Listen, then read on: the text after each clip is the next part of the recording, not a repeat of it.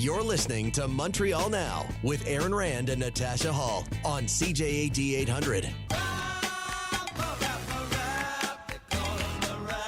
That is James Mennie. He is over at the Montreal Gazette. Jim, so I see Mark Tanguay, who, by the way, is going to be joining us just after 5:30 to talk about, well, part of what we're going to talk about right now, and that's this idea of the Liberals coming out today and saying we need immigration and lots more of it. And I'm curious about what you think about that. Well, I mean, it's on the one hand, yes, that's great to say because, and he's basically citing the labor shortage, but in the same breath, he's also saying that, we don't really have the resources to deal with all these immigrants. And of course, that's one link in the libretto of this, inevitable political opera over immigration, because then you have Bernard Drinville downstage singing up to the balcony where Justin Trudeau was sitting, saying, you've got to stop the open bar. You've got to stop the uncurtailed flow of asylum seekers and immigrants coming here. We don't have the resources to deal with it. We don't have the teachers to teach these kids who are coming here.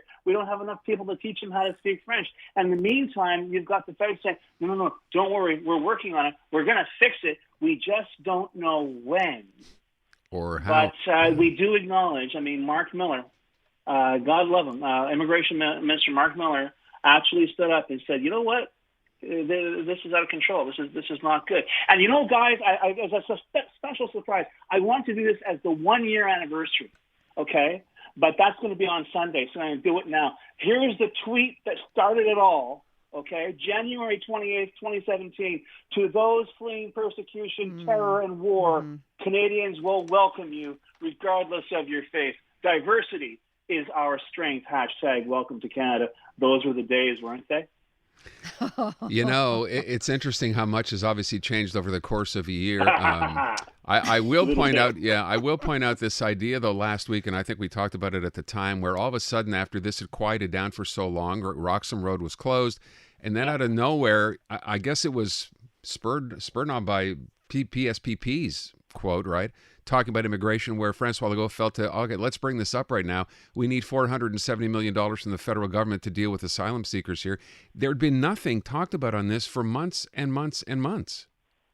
Well, yeah, but that sort of, please don't mistake that as some kind of low or some kind of significant. That just means the people who didn't know what they were doing at any level of government simply did even less than what they usually do. Okay. So when we do feel the crunch, when we do see the spillover, when classes can't be filled, when you've got people stacked up waiting for services and they can't get them, that's when things go up. Everybody here, now, and this is my favorite kind of story, guys, as I've told the listeners on many occasions, my favorite kind of story is a story that has absolutely no good guys in it. And there are no good guys in the story, except perhaps for the immigrants, but I'll get to them in a second.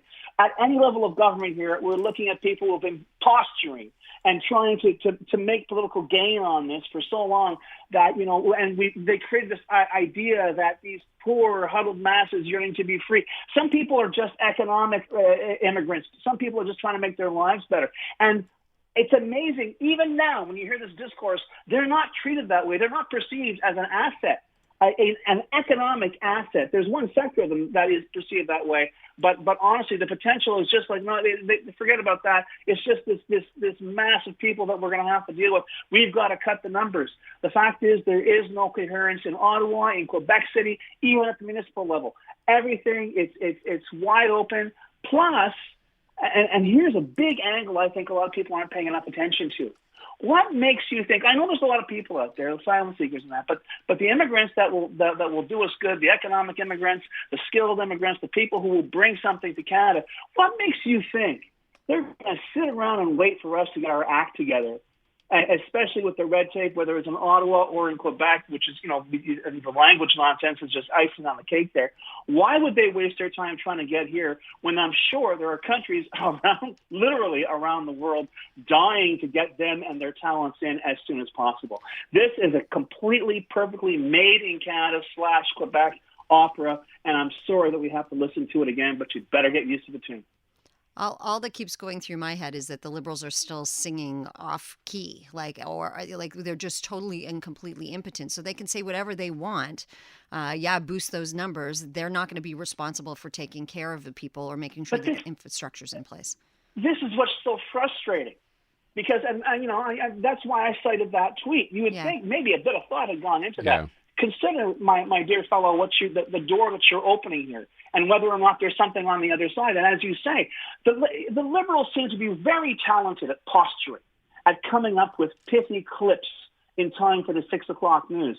But the grudge, the drudge work of it, the actual logistics, the actual pulling this off seems to be perpetually somebody else's job. Unfortunately, that person never shows up. The backlog for immigration files remains as big as it ever was in Ottawa. Here in Quebec, we had a different view. I think we trashed 6,000 of them kind of by mistake, and we had to redo that all over again. Like I say, plenty of bad guys in this story, plenty of slapstick. No good guys. But it's not funny. Yeah. It's literally our future. Mm-hmm. And if today is any indication, guys, nobody's got a clue about what to do. So we move on from that, and we talked about this before as well, this idea that, someone within that Liberal Party, not necessarily part of the ones that were here over the week or earlier in the week at that Liberal retreat, has finally said what you call, Jim, I think it's perfect, the quiet part out loud about Justin Trudeau.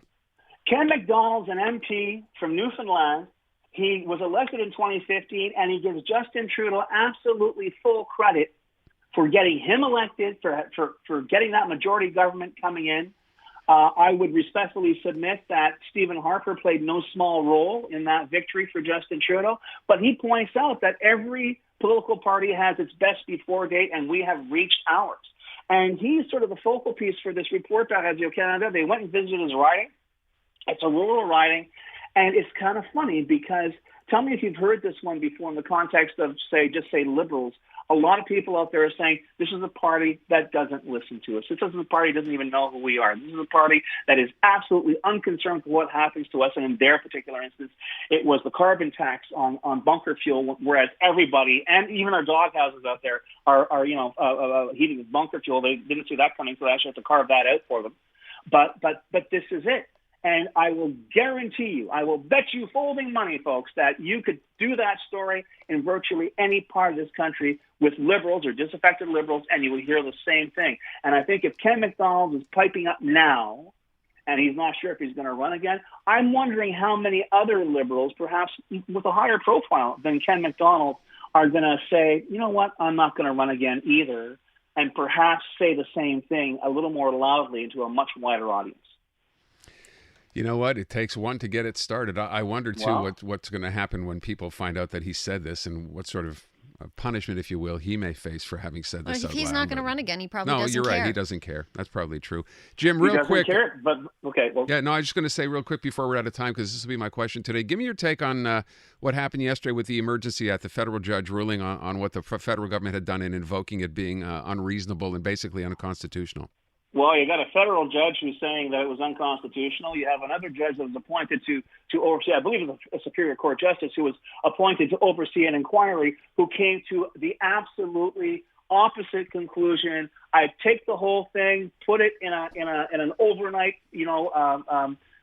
Federal Express box, send it to the Supreme Court. Let's get this figured out. In the end, for anyone who's thinking of suing for having been a part of the squatters convoy in Ottawa, or for those who are thinking of maybe doing it again in some other cities, saying, this protects my right to disrupt people's lives and so on and so forth. So, yeah, let's get this figured out. But knowing Justin Trudeau, he's going to let this fester under the Band-Aid for far too long. So, but yeah, I would say that's my take. Send it to the Supreme Court as quickly as possible.